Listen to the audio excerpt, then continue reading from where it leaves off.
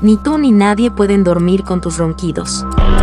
Aquí te dejamos algunos consejos para reducir los ronquidos y mejorar tu descanso y el de los demás. Duerme de lado. Dormir boca arriba hace que la lengua caiga hacia atrás y bloquee las vías respiratorias. Evita el alcohol antes de dormir, relaja los músculos de la garganta y empeora los ronquidos. Mantén un peso saludable. El exceso de peso puede presionar las vías respiratorias.